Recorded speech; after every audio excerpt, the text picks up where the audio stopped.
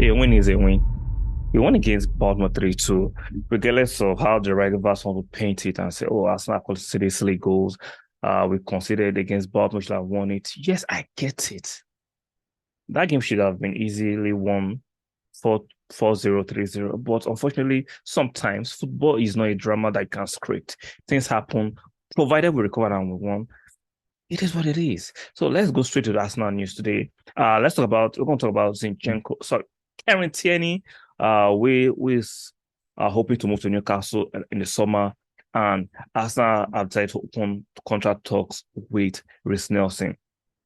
So, guys, if you're new to my channel and like my content, do me a favor, make sure you stick a like on the video. Make sure you subscribe to the channel, and do not forget to turn notification bells on if you're watching this on YouTube. So let's start with Karen Tierney. Karen Tierney has been a loyal servant, who have been blighted with injuries until we brought in Zinchenko this season. And unfortunately, he has not been getting into the team because Zinchenko has been a better player playing for the team. It's not that Karen Tierney is a distant second or second choice, but when it comes to what Zinchenko provides for the team, from the left hand side, from the left back position, and coming to the midfield and joining, and the creativity and the team dynamic. Unfortunately, Tierney cannot match up. He can't do the same thing. That's not his fault. We just have a better player in that position overall. Some of you argue defensively, yeah, I get it. Zinchenko seems to be better, but sorry, Tierney seems to be better, but Zinchenko is not a bad player defensively, like most of you will want to claim to be, because some of you just support players above the club. I think supporting the club should come above any player. I love Arsenal players, but I will support the club before supporting the player. So all this stands for Tierney. Take a chill pill. If you're an Arsenal fan, supporting Arsenal should come before why am I mixing it up before Tierney? So we are hearing reports that Tierney will be a target for Newcastle. So according to Sam J. Dean, Newcastle United are plotting a move for Arsenal fullback Tierney, who could cost in excess of £30 million if the Premier League leaders are willing to sanction the departure this summer. If you listen keenly and carefully to Arteta's, I think pre-match press conference before the Bournemouth game, it was asked about Tierney potential move away from Arsenal, and he didn't deny it and he confirmed it. I was like, he has to do what's best for the team, which tells you that Arsenal will not actually stop Tierney from moving to any club, provided the buying club can meet up with the demands, financial demand of Arsenal. And some of you will be like, oh, let's do everything to keep him. You can't force a player to stay with you, especially if they want to go to another club and they think they can get guaranteed playing time. Arsenal cannot provide that kind of guaranteed playing time for Tierney. Zinchenko is clearly the first choice, and Tierney is the second choice. And he thinks he can go to another club and do better, which is fair. And I would have loved him to stay personally. That's my selfish part. But let's not forget, these players have their own personal ambitions, and we have to respect it. If he thinks going to Newcastle will provide him more playing time, let him go. Let him go. I know some of you will be disappointed with that. I'm not saying we shouldn't try and keep him, but if the player is keen on leaving because he thinks he can get playing time elsewhere. And some of you, why Newcastle? Because only Newcastle for me can pay the excess of £30 million. I'm hearing there are rumors of Juve might be interested. Can Juve pay that kind of money? I don't think so. You know that the English clubs are richer than most of European clubs. So let's not just mess about it. Most of the European clubs cannot pay what Arsenal be demanding for Tierney. Unfortunately, we have to sell him to a potential rival. It is what it is. So there's nothing we can do about it. Especially if Tierney is keen. Keyword, keen on leaving. They just maximize the profit we can get from him and reinvest it and bring in on our left back. Even though we know Tavares is on loan, he doesn't fit into the style of Arteta. I'm sure Arsenal will be willing to listen to offers for Tavares and sell him too. So let's move to the next story about Reiss Nelson. During my match reaction when we won against Baltimore, I was keen on Arsenal has to tie down or give Reiss Nelson a new contract. We know his contract is expiring at the summer, and now we are hearing that Arsenal are ready. Let me read the news.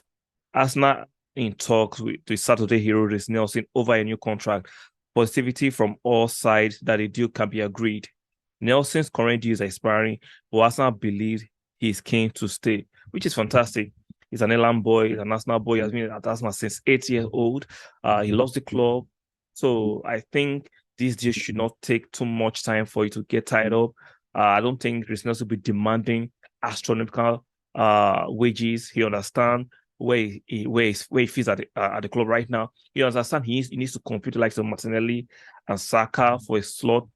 And I understand that for the past few years, Reiss Nelson his career has been blighted with injuries and he has not lived up to expectations. So some of you begin for us to cut our losses and cut ties with Reiss Nelson. And I get the argument, but let's not just be in a hurry. This season, Reiss Nelson has showed a different Reiss Nelson. Now, some of you might argue he's playing for a contract. I do not entirely dismiss that, but at the same time, I think the player has understood that the likes of Saka, Smith Rowe, who came from the same academy as he was the most talented, but these players have gone above him. I'm sure he's challenging himself to do better. So let's just give him a chance. Like I said, it's not it will be a win-win situation for Arsenal. Whether if we time to a new contract, whether he succeed or not. If he doesn't succeed or doesn't get to the height we expect from him, you can sell him. So it's a win-win. It's an academic product. We didn't spend much money on him, just the money we invested in his development. So I don't think is something that should cause this fan base to feel some type of way if Arsenal titles time to a new contract. I understand and I respect people's opinion who might share different opinion than mine, and I understand it. But at the same time, looking from this perspective, if Arsenal sign him to a new contract, if he performs fantastic for Arsenal, he doesn't perform, you can still sell him. So it's a win-win situation for Arsenal, and I think he will perform.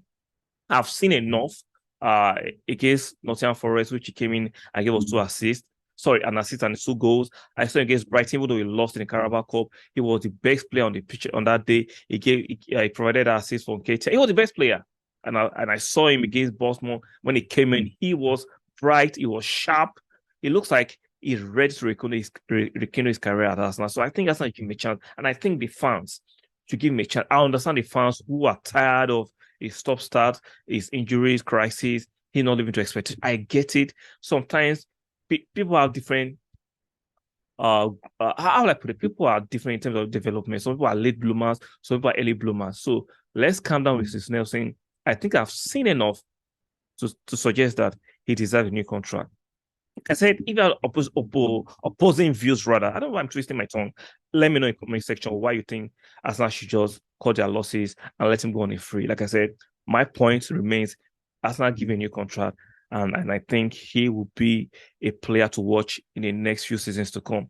And I think he can play on both sides. He can play on the right, he can play on the left, which is added advantage. I was actually excited for the fact that him using his left foot for the assist for the goal I made it 2-2 when he had that cross to Ben White assist at the weekend. Then the crucial goal, the winner goal on Saturday, was his left foot. So you can see that Reiss is now developing into a more controlled, a more matured player, and he has decent pace. He's not slow. He has the same pace. He has a trickery. He can beat a man. So, like I said, it's a win for us now. Like I said, let me know your opinion.